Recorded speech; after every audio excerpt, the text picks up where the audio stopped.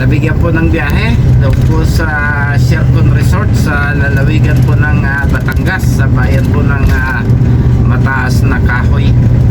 So 4 na unit po kami at kami po ay kukuha ng pasahero sa gawin po ng Ayala sa Makati Avenue, mga kabiyero.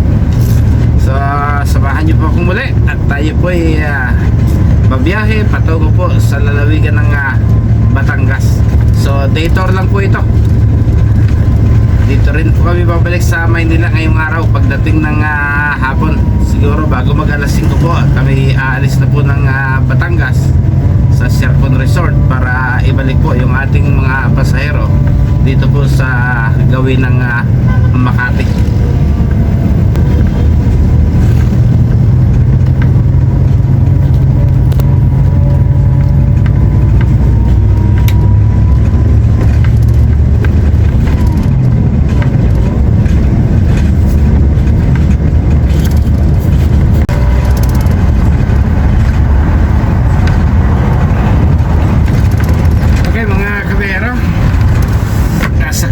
Tayo ng EDSA at Ayala.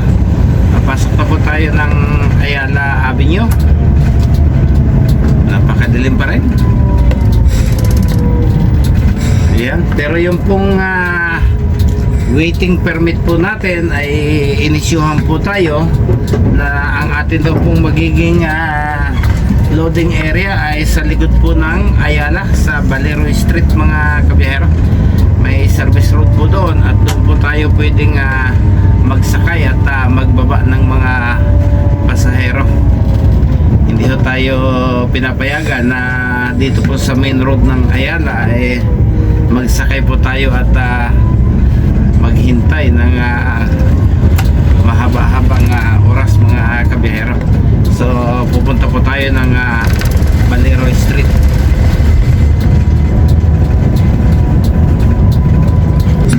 Okay, mula po dito sa Ayala, tayo po ay kakanan dito sa De La Costa Street. Yan. So pag kumanan po kasi tayo rito, mas madali po nating makukuha yung Valero Street.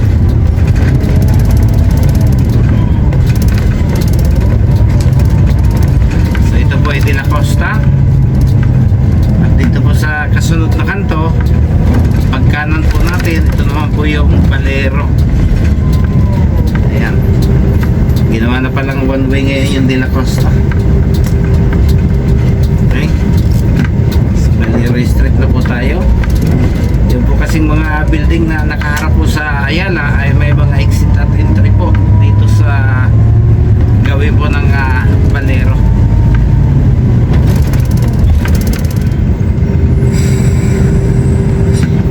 Po yung ating reporting at alas 4:20 pa lang po ng umaga.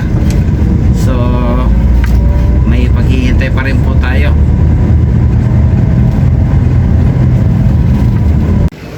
So ayan, dumating po tayo ng 4:20.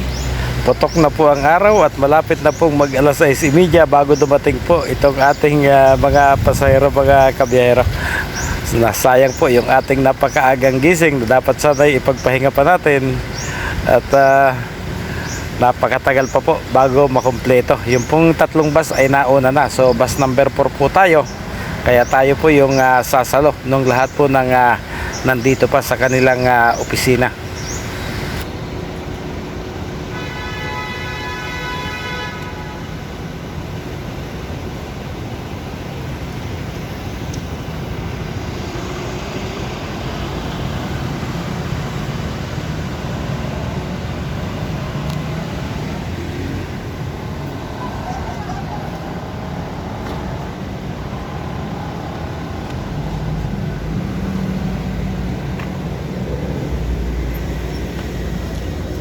Dito tayo, di ba?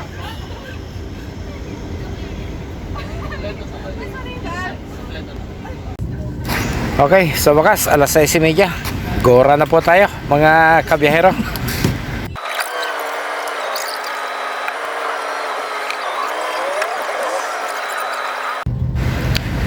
Ito na po yung bayan ng Mataas na Kahoy sa lalawigan ng Batangas, mga kabiyahero.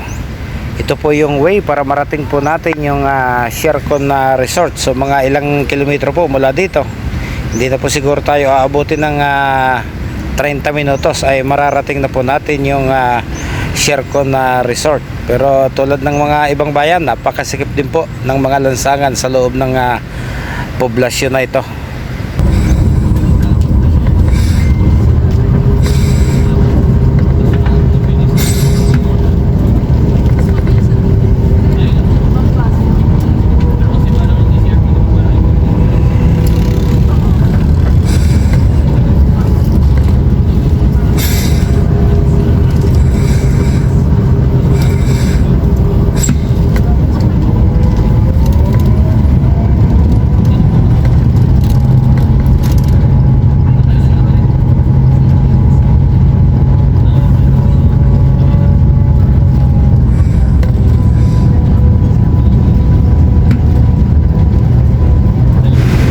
Okay, yan na po yung first gate ng Shercon Resort. Hihinto po tayo sandali para pick upin po natin yung mga taga-traverse na siya pong tatayong kanilang tourist guide dito po sa loob ng resort at magiging coach po nila sa isasagawa nilang team building activities. Morning po. Good morning po. Welcome here at... wait lang. Good morning po. Welcome to Shercon Resort and Ecology Park located here in San Sebastian, Mataas na Batangas. I am Coach Eljan, one of the facilitators in Groups of Birds Outdoor. Reminders lang po, lahat po ng ating gamit ay dadalat medyo may kalayuan po ang ating functional. Thank you po. At may papamigay po pala akong wristband. Diyan na lang po. Eh, diretso tayo.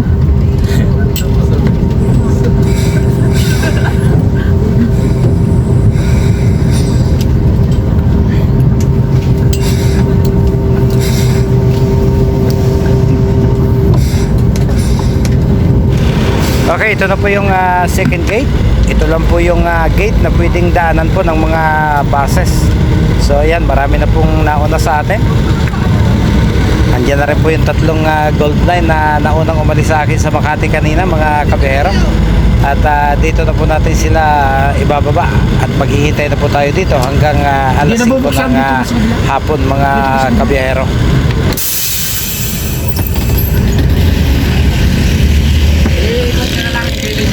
Sa may bangka.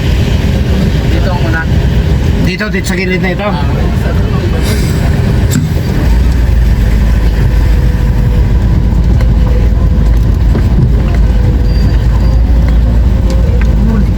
Bakit? Puno ba? Hindi pinapaparadahan ngayon doon? Baka meron pa po.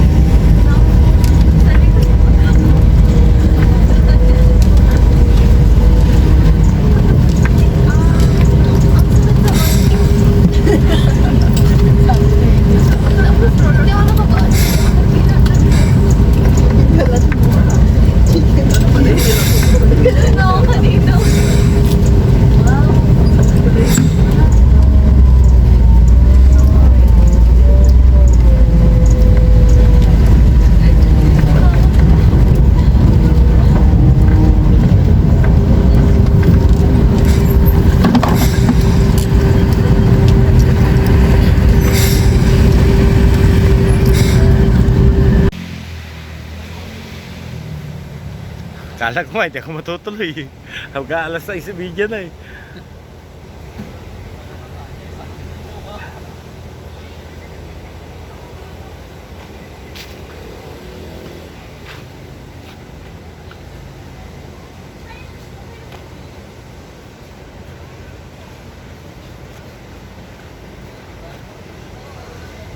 Okay, pansamantala, pagkababa po nila, magpapahinga na po tayo. Kaya sasamantalahin ko na po yung pagkakataon bago matapos ang video natin. Maraming salamat pong muli, mga kabihero.